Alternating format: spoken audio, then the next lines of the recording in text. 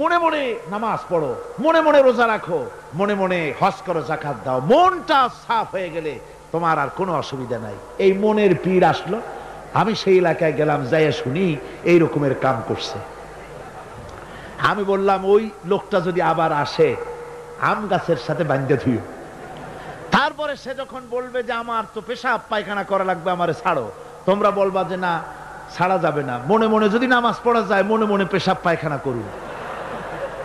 যদি বলে আমার ক্ষুধা লাগছে অথবা পানি পান করব, তৃষ্ণা লেগেছে, বলতে হবে মনে মনে যদি রোজা রাখা যায় তো মনে মনে খাওয়া দাওয়ার কামটা সারিয়ে নেন, মেহরবানি করে।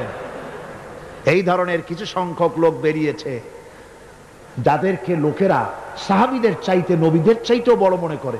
আশ্চর্য কথা, বিভিন্ন জায়গায় এই ধরনের পীর হয়, তাদের আবার নওরোজ অনুষ্ঠান হয়, তাদের জন্ম দিবসে তাদেরকে গোসল করানো হয়, সেই গোসলের পানি আবার মুরিদেরা খায়। জোরে কর নাউজুবিল্লাহ, জোরে কর নাউজুবিল্লাহ।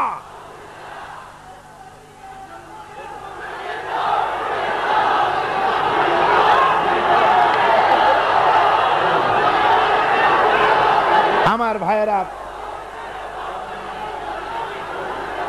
পীর সাহেবের গোসল করা পানির ভিতরে মুসলমানদের জন্য কোনো বরকত নাই। আছে কোনো বরকত? প্রশ্নই ওঠে না। তার শরীরের কত জায়গা ধুইয়া পানি পড়তেছে, আর সেইটা মুরিদরা খায়। লজ্জা নাই, শরম নাই, ঘৃণা পর্যন্ত নাই। খুলনার এক এলাকা আছে এক পীর সাহেব, তার মুরিদরা তার পায়ের বুড়ো আঙ্গুল চষে, চুষতে চুষতে প্রায় ঘা বানায় ফেলেছে। তা আমি মুরিদদের জিজ্ঞেস করলাম যে তোমরা এরকম পা আঙ্গুল চষো কেন? কয় যে হুজুরের মারেফত পায়ের আঙ্গুল দিয়ে পেটের মধ্যে ঢুকবে, সেই জন্য। কি ধরনের খোরাফাত, কি বিদআত! রাসূল পাক সাল্লাল্লাহু আলাইহি ওয়াসাল্লাম যা করেন নাই, সাহাবায়ে কেরাম যা করেন নাই, সেগুলি চালু হয়ে গেছে সমাজে। এর থেকে বাঁচতে হবে, আপনাকে মনে রাখতে হবে, কলিজার মধ্যে ঈমান রাখতে হবে। কোন পীর সাহেব, কোন মাওলানা সাহেব ফু দিয়া আমার ভাগ্য ভালো বানায় দেবে অথবা আমাকে ভাগ্য নষ্ট করে দিবে, আমি আল্লাহর কসম তা বিশ্বাস করি না। আমার ভাগ্য,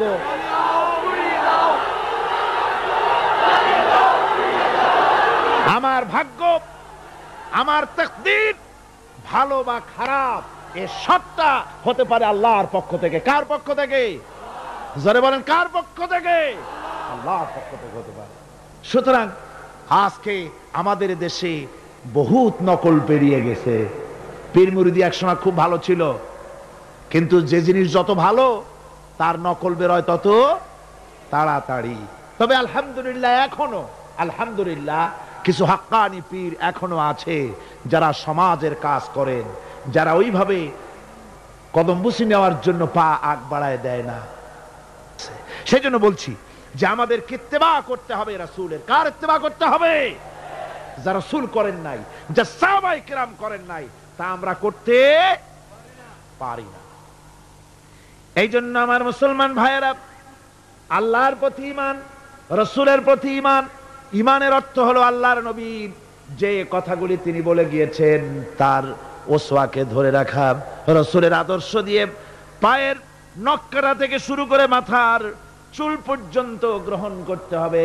নবী মুহাম্মদুর রাসূলুল্লাহ সাল্লাল্লাহু আলাইহি ওয়াসাল্লামের তিনি যেভাবে যা করেছেন তার উল্টা পাল্টা একটাও করা যাবে না, সব করতে হবে কার কথা মতো? রাসূল পাক সাল্লাল্লাহু আলাইহি ওয়াসাল্লামের কথা মতো।